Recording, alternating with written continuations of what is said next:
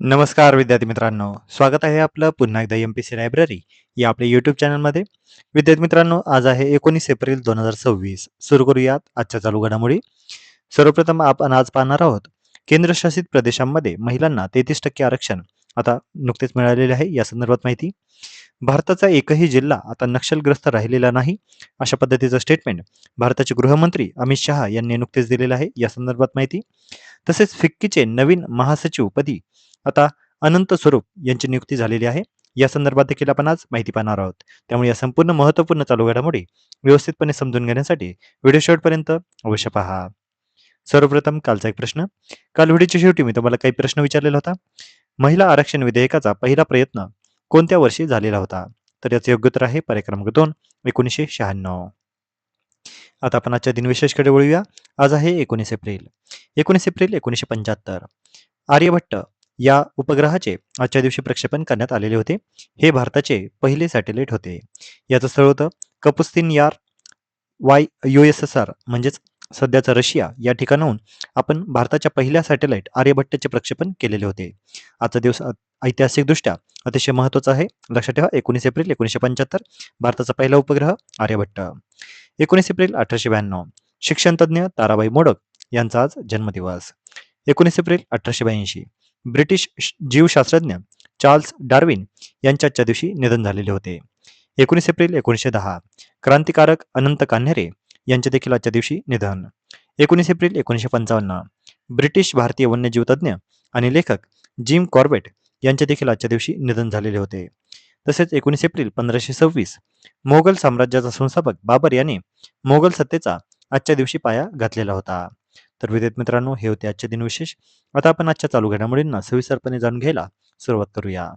प्रश्न क्रमांक पहिला. खालीलपैकी कोणते राज्य सर्वाधिक नक्षल प्रभावित राज्यामध्ये समाविष्ट होते? तर याचे योग्य उत्तर आहे पर्याय क्रमांक 3, झारखंड. भारतात सध्या एकही जिल्हा आता नक्षलग्रस्त राहिलेला नाही, अशा पद्धतीचं स्टेटमेंट भारताचे गृहमंत्री अमित शहा यांनी या संदर्भात दिलेले आहे. आता भारताची ही पहिलीच वेळ आहे की ज्यावेळी 50 पेक्षाही अधिक वर्षांच्या नक्षलवादानंतर अधिकृत या पद्धतीची घोषणा करण्यात आलेली आहे. देशामध्ये 9 नक्षल प्रभावित राज्यांना पत्र लिहून शासनाची माहिती मागवलेली होती. 8 एप्रिल 2026 या दिवशी केंद्रीय गृह मंत्रालयाने राज्यांना अधिकृत पत्र पाठवून हे जाहीर केलेले आहे.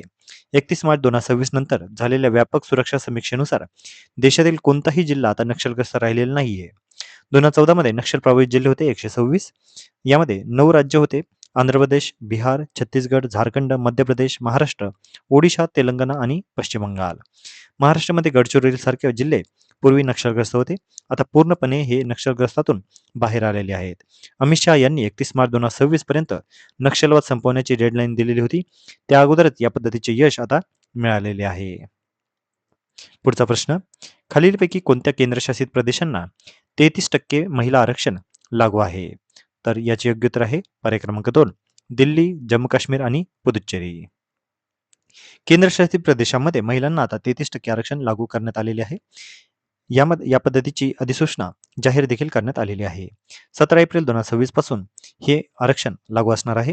आणि कोणकोणत्या ठिकाणी हे आरक्षण लागू असेल? तर जम्मू काश्मीर, दिल्ली आणि पुदुच्चेरी या विधानसभांना हे लागू असणार आहे. केंद्रशासित प्रदेश किती आहेत? तर देशात सध्या 8 केंद्रशासित प्रदेश आहेत. यामध्ये 3 केंद्रशासित प्रदेशांना विधानसभा आहे.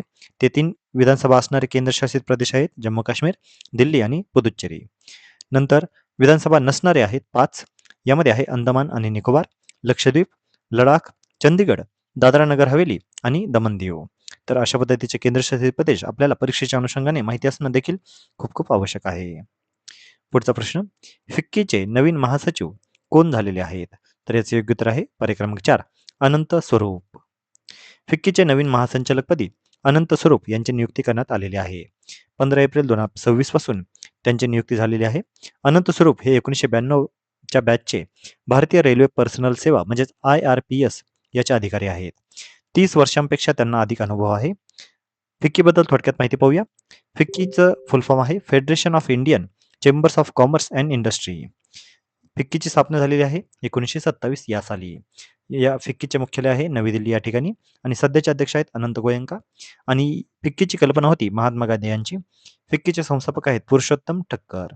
फिक्कीचा उद्देश होता भारतीय उद्योग, व्यापार आणि अर्थव्यवस्थेचे प्रतिनिधित्व करणे, तसेच धोरण निर्मितीमध्ये योगदान देणे. त्यामुळे लक्षात घ्या, फिक्कीचे नवीन महासंचालक पदी आता अनंत स्वरूप यांची नियुक्ती झालेली आहे. अनंत स्वरूप यांनी WTOमध्ये देखील भारताचे पहिले सचिव म्हणून काम केलेले आहे. त्यामुळे अशा पद्धतीची फॅक्ट देखील आपल्याला माहिती असणं आवश्यक आहे. पुढचा प्रश्न, रेडिओ सुंदरी कोणत्या राज्यामध्ये सुरू करण्यात आलेले आहे? तर याचे योग्य उत्तर आहे पर्याय क्रमांक 1, सिक्कीम. भारतीय लष्कराने सिक्कीममध्ये सीमा रेडिओ स्टेशन हे आता नुकतेच सुरू केलेले आहे. सिक्कीम राज्यातील पहिले border village community radio station सुरू केलेले आहे. हे स्टेशन उच्च पर्वतीय दुर्गम सीमा भागातील लोकांना विश्वसनीय माहिती, स्थानिक बातम्या, हवामान अंदाज आणि सरकारी योजना पोहोचवण्यासाठी सुरू करण्यात आलेले आहे. स्टेशनचं नाव आहे रेडिओ सिक्कीम सुंदरी. याचं 88.4 FM एवढी फ्रिक्वेन्सी आहे. याचं ठिकाण आहे पूर्व सिक्कीम. सुरू केलेले आहे भारतीय लष्कर यांनी. भारतीय लष्करातील त्रिशक्ती कॉर्प्स यांनी हे सुरू केलेले आहे. या रेडिओ स्टेशनचा उद्देश आहे दुर्गम सीमा भागातील संवाद सुधारणे आणि माहितीचा अभाव दूर करणे.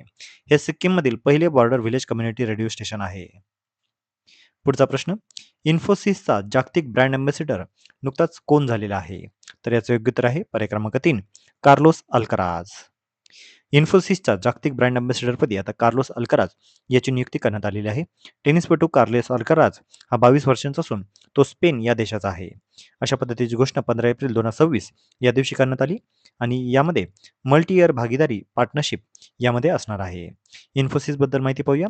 इन्फोसिसची स्थापना 2 जुलै 1981 या दिवशी करण्यात आली. याचं मुख्यालय आहे बेंगलुरू, कर्नाटक, भारत या ठिकाणी. तर इन्फोसिसचे अध्यक्ष आहेत नंदन निलेकनी आणि सध्या MD आणि CEO आहेत सलील पारेख. तर विद्यार्थी मित्रांनो, या होत्या आजच्या चालू घडामोडी. आजच्या महत्त्वपूर्ण चालू घडामोडीवर आधारित मी आता एक प्रश्न विचारणार आहे, ज्याचं उत्तर तुम्ही सर्वांनी आता कमेंटमध्ये द्यायचं आहे. प्रश्न आहे, फिक्की या संस्थेची स्थापना कधी झालेली होती? तर यासाठीचे पर्याय आहेत पर्याय क्रमांक 1, 1920, पर्याय क्रमांक 2, 1925, पर्याय क्रमांक 3, 1926 आणि पर्याय क्रमांक 4, 1927.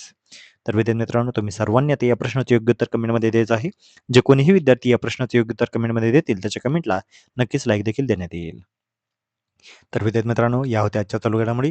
तर अशाच अधिकाधिक इन्फॉर्मेटिव्ह कंटेंटसाठी आपली MPC लायब्ररी या यूट्यूब चॅनलला सबस्क्राईब आणि शेअर करायला अजिबात विसरू नका. धन्यवाद.